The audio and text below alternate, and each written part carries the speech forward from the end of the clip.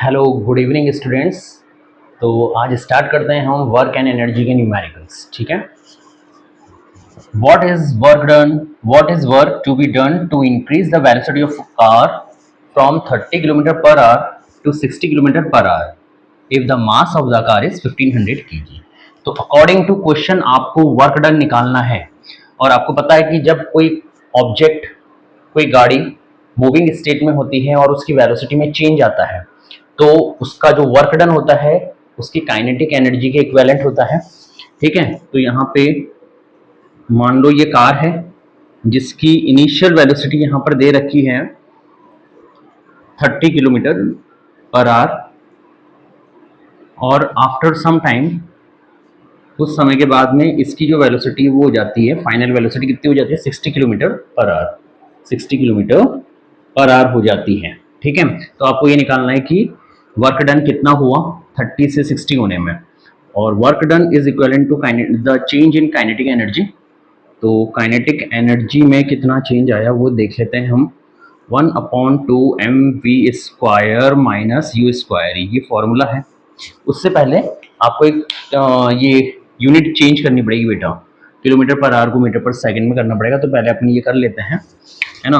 Initial velocity दे रखी है आपको 30 किलोमीटर पर आवर, और आपको पता है मीटर पर सेकंड में करने के लिए क्या करते हैं, 5/18 से मल्टीप्लाई करते हैं। इसको सिंप्लीफाई कर लेते हैं, 2 9 ज़ा 18, 2 1 ज़ा 2, 2 5 ज़ा 10। ठीक है। तो u हो गया 15 5 ज़ा, अच्छा ये और सिंप्लीफाई हो सकता है 3 से, 3 5 ज़ा 15, 3 3 ज़ा 9, तो ये हो जाएगा 5 5 ज़ा 25/3, 25/3 मीटर पर सेकेंड। इसी तरीके से हम v भी कैलकुलेट कर लेते हैं यहाँ से, 60 किलोमीटर पर आवर। ये किस में दे रखा है आपको, 60 किलोमीटर पर आवर में दे रखा है। मीटर पर सेकंड में करने के लिए इसे 5/18 से मल्टीप्लाई करना पड़ेगा। तो ये किससे कैंसिल आउट हो सकता है, 6 3 ज़ा 18, 6 1 ज़ा 6 0। ठीक है। तो ये हो गया 50/3, ये क्या हो गया 5 × 10, 50/3 मीटर पर सेकेंड। तो यहाँ पे हमने किलोमीटर पर आवर को मीटर पर सेकंड में कन्वर्ट कर लिया है। अब हम काइनेटिक एनर्जी कैलकुलेट करने के फॉर्मूले से वर्क डन कैलकुलेट करेंगे। तो डायरेक्ट फॉर्मूला अप्लाई करेंगे हम। आपके पास डायरेक्ट फॉर्मूला है, work done is equal to 1/2 mv² minus u square. ठीक है। ये आपके पास डायरेक्ट फॉर्मूला है। वैल्यू पुट करेंगे 1/2, मास इसमें गिवन है 1500 kg अकॉर्डिंग टू क्वेश्चन। जो इसका मास है कार का वो कितना है 1500 kg क्वेश्चन में गिवन है। तो यहाँ पे हम मास 1500 पुट कर देते हैं। v हमने कैलकुलेट किया 50/3। ठीक है।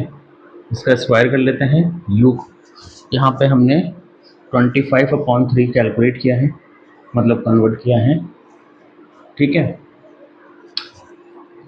2 से 1500 को कैंसिल आउट करते हैं, 2 7 ज़ा 14, 2 5 ज़ा 10, 750 टाइम ये कैंसिल आउट हो रहा है।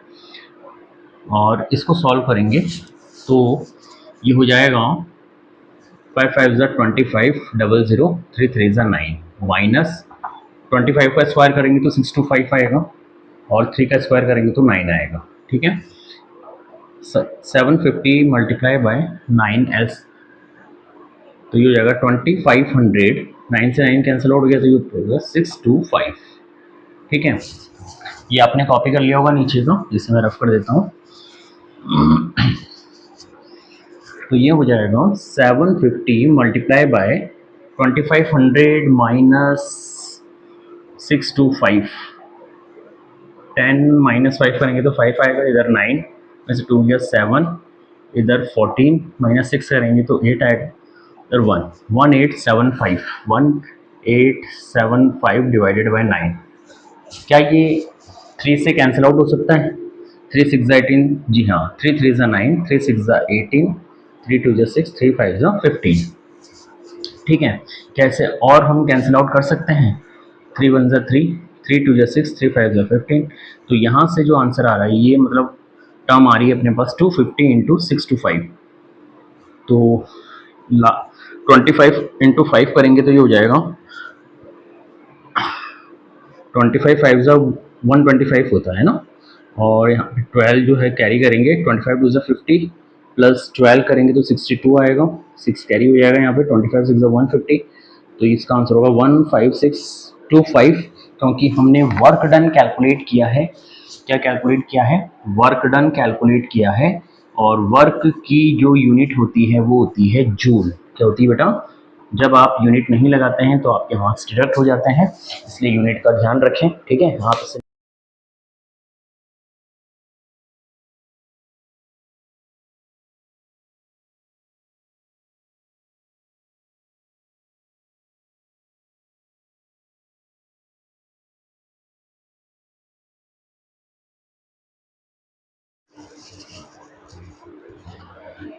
हाँ, तो स्टूडेंट नेक्स्ट क्वेश्चन है आपके सामने, a car and a truck have the same speed of 30 metre per second. तो आपको गिवन है यहाँ पे कार की स्पीड, हम ये मान लेते हैं कार की स्पीड वीसी है, और ट्रक की जो स्पीड है वो वीटी है, दोनों की स्पीड सेम है।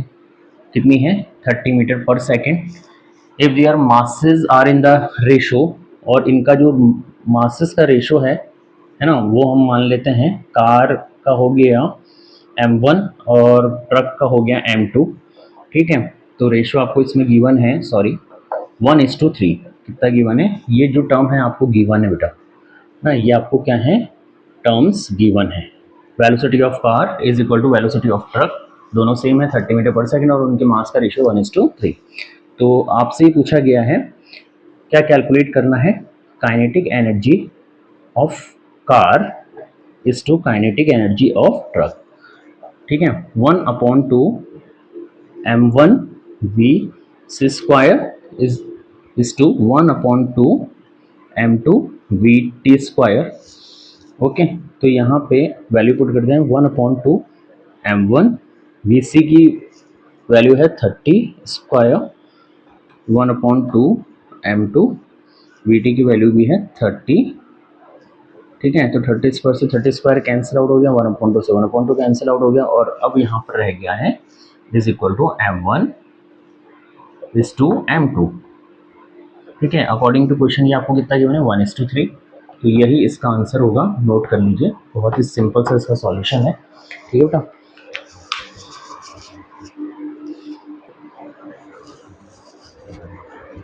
हाँ, तो स्टूडेंट्स नेक्स्ट क्वेश्चन है आपके सामने, a mass of 10 kg dropped from the height of 50 centimetre, find its kinetic energy and velocity, ठीक है। तो एक ऑब्जेक्ट है जिसका मास है 10 kg, इसका मास कितना है? 10 kg, इसे हाइट से गिरा रहे हैं 50 सेंटीमीटर की हाइट, है ना। हाइट कितनी दे रखी है? 50 सेंटीमीटर, इसका मतलब ये एज गिवन है 50 सेंटीमीटर। इसका जो मास है वो किलोग्राम में है, और डिस्टेंस आपको सेंटीमीटर में गिवन है, तो इसे हम मीटर में कन्वर्ट कर लेंगे, और इसे ग्राम में, सॉरी, ठीक है, ये तो केजी में ही रहेगा, इसे मीटर में कर लेंगे, ठीक है। और इसमें दो चीज़ें आपको निकालनी है, काइनेटिक एनर्जी और वेलोसिटी, ठीक है। तो पहले काइनेटिक एनर्जी निकाल लेते हैं। काइनेटिक एनर्जी का फॉर्मूला क्या होता है बेटा? काइनेटिक एनर्जी का फॉर्मूला होता है 1/2 mv स्क्वायर। क्या होता है? 1/2 mv स्क्वायर होता है, लेकिन आपके पास यहाँ पे v नहीं है, क्योंकि वेलोसिटी तो आपको कैलकुलेट करनी है। वेलोसिटी क्या करनी है? कैलकुलेट करनी है कि किस वेलोसिटी से गिर रहा है। तो आपको पता है कि जब भी किसी ऑब्जेक्ट को हम ऊपर से गिराते हैं तो u0 लेते हैं, है ना। जैसे ये डस्टर है, अभी मेरे हाथ में है, जब मैं से अभी इसकी वेलोसिटी क्या है? 0, ठीक है। तो इनिशियल वेलोसिटी 0 लेंगे, और ये 50 सेंटीमीटर हाइट पर है, ठीक है। तो आपके पास v नहीं है, तो v कैलकुलेट करना पड़ेगा, और u0 लेना है, तो v निकालेंगे आप by third equation of motion. Third equation of motion, आप सभी ने थर्ड इक्वेशन ऑफ मोशन पढ़ रखी है, क्या है? V square is equal to u square plus 2g, क्योंकि ये अंडर ग्रेविटी मूवमेंट कर रहा है, तो यहाँ पर आप ग्रेविटेशनल एक्सेलरेशन जो है वो g लेंगे, पॉजिटिव क्योंकि अंडर ग्रेविटी मूवमेंट हो रहा है, v square u square plus 2gh क्योंकि यहाँ पे हाइट है। अब यहाँ पे जो हाइट है वो 50 सेंटीमीटर आपको गिवन है, इसे मीटर में करने के लिए आपको 50/100 करना पड़ेगा, तो ये मीटर में हो जाएगा। तो v स्क्वायर u की वैल्यू 0 है ना, यहाँ पे इनिशियल वेलोसिटी 0 लेनी है, 2 इंटू जी की वैल्यू आप 10 ले सकते हैं, है ना, और h जो है आपको लेना है 50/100, क्या लेना है 50/100। तो यहाँ पे v स्क्वायर आएगा आपका 0 प्लस 5 इंटू 2 10, v स्क्वायर की वैल्यू क्या आ गई 10। तो यहाँ से एक तरीके से आपने वेलोसिटी तो कैलकुलेट कर ली है, जो इसका सेकंड पार्ट है वो है √10, ठीक है। तो आप इसे इतना ही करके छोड़ सकते हैं, वेलोसिटी तो आ गई, लेकिन अब काइनेटिक एनर्जी अब आपको निकालनी है। काइनेटिक एनर्जी क्या है 1/2mv²। यहाँ से v की वैल्यू इस फॉर्मूले में पुट कर दीजिए, ये मैं रफ कर देता हूँ। काइनेटिक एनर्जी भी कैलकुलेट हो जाएगी यहाँ से, तो एक आंसर तो हो गया, वेलोसिटी अपनी आई गई, बी पार्ट आपका कैलकुलेट हो गया यहाँ पे, और ए पार्ट कैलकुलेट करने के लिए आपको काइनेटिक एनर्जी का फॉर्मूला अप्लाई करना पड़ेगा 1/2mv², ठीक है। वैल्यू पुट करते हैं 1/2m, m जो है वो है 10 kg, और v यहाँ से आपने कैलकुलेट किया है √10, ठीक है। तो √10 का स्क्वायर करना पड़ेगा क्योंकि स्क्वायर है 2 5 10, तो ये हो जाएगा 5 इंटू, ये रूट हट जाएगा, स्क्वायर √10 का स्क्वायर करेंगे तो रूट हट जाएगा, 12 10 रह जाएगा, तो यहाँ पर आ जाएगा 50, ठीक है। अब ये काइनेटिक एनर्जी की यूनिट आपको यहाँ पे लगानी पड़ेगी, क्या लगाओगे जूल, है ना। तो ये क्वेश्चन भी आपका कंप्लीट हो गया है, नोट कर लीजिए, बहुत ही सिंपल सा क्वेश्चन था।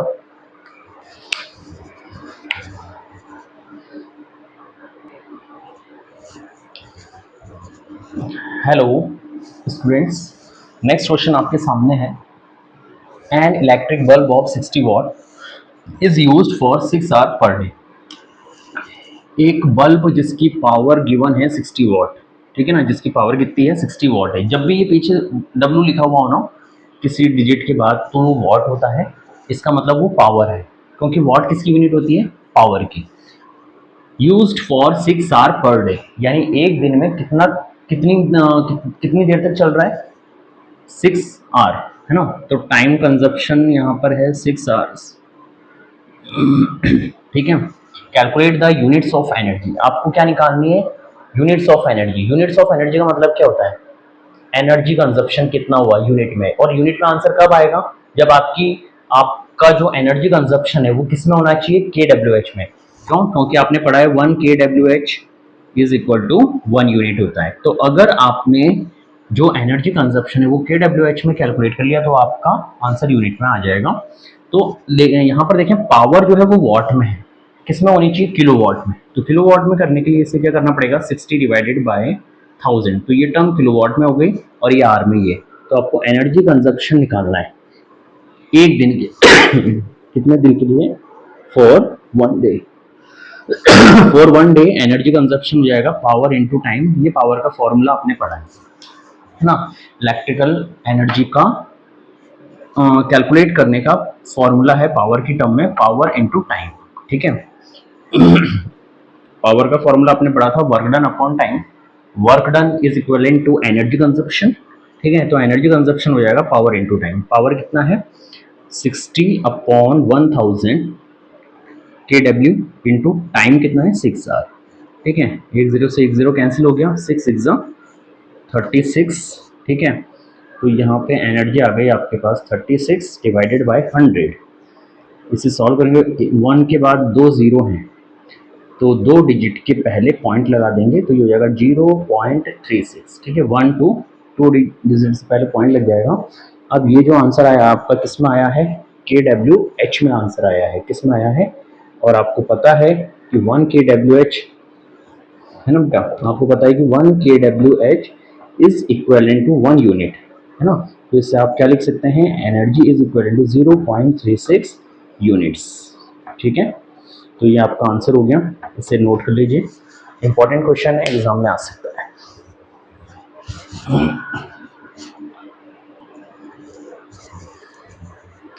हेलो स्टूडेंट्स, नेक्स्ट क्वेश्चन है आपके सामने। A boy of mass 50 kg runs up a staircase of 45 steps. एक स्टूडेंट 40 जिसका मास 50 kg है वो 45 स्टेप्स की जो सीढ़ियाँ है वो चढ़ता है इन 9 सेकेंड्स में कंप्लीट करता है। If the height of each step is 15 centimetre, तो एक स्टेप की जो हाइट है वो 15 सेंटीमीटर है, तो आपको उसकी पावर कैलकुलेट करनी है। मान लीजिए कि ये जो स्टेप्स हैं इस तरीके से है ना, ये क्या है, स्टेप्स हैं, ठीक है। जैसे इस तरीके से करते हुए जो ये टोटल स्टेप्स जो हैं, नंबर ऑफ स्टेप्स यहाँ पे तक जो हैं वो कितने हैं बेटा, 45 स्टेप्स हैं, ठीक है। ऐसे कितने स्टेप्स हैं, ये 45 स्टेप्स हैं। और हर एक स्टेप की जो हाइट है, एक स्टेप की जो हाइट है वो कितनी है, 15 सेंटीमीटर है, ठीक है। एक स्टेप की जो हाइट है वो कितनी है, 15 सेंटीमीटर है, और टोटल स्टेप 45 है। तो यहाँ से लेके यहाँ तक टोटल हाइट जो है कितनी हो जाएगी, 45 इंटू 15 है ना, सेंटीमीटर में।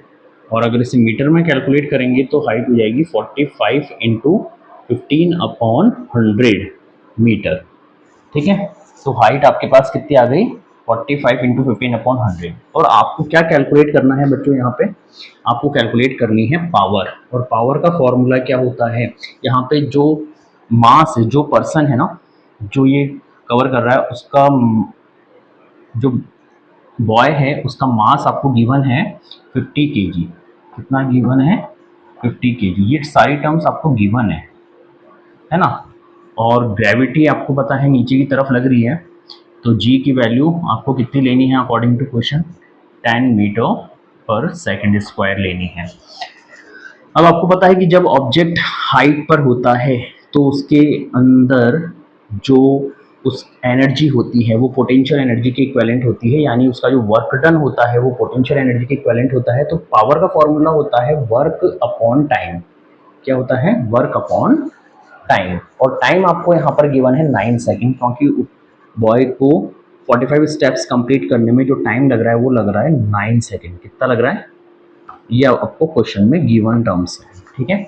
तो वर्क डन का फॉर्मूला होता है mgh, क्योंकि आपको m गिवन है, g गिवन है और h गिवन है, तो mgh से आप आसानी से कैलकुलेट कर लेंगे। वर्क डन का फॉर्मूला होता है mgh, आपने पोटेंशियल एनर्जी में पढ़ा है ना, पोटेंशियल एनर्जी mgh होती है। तो यहाँ पे हाइट में जो वर्क डन होगा वो पोटेंशियल एनर्जी mgh की इक्विवेलेंट होगा। टाइम 9 सेकंड आपको गिवन है, यहाँ पे वैल्यू पुट कर देंगे। मास कितना है बॉय का, 50 kg है। ग्रेविटी आपको 10 लेनी है, और हाइट कितनी लेनी है, 45 इंटू 15। हाइट कितनी लेनी है आपको, 45 इंटू 15, ठीक है, डिवाइडेड बाय 100, डिवाइडेड बाय 100। और टाइम भी डिवाइड हो रहा है ना, तो यहाँ पर आ जाएगा नीचे 9 सेकेंड, ठीक है। अब इसे सॉल्व कर लेते हैं। एक जीरो से एक जीरो कैंसिल हो गया, इस जीरो से ये जीरो कैंसिल हो गया।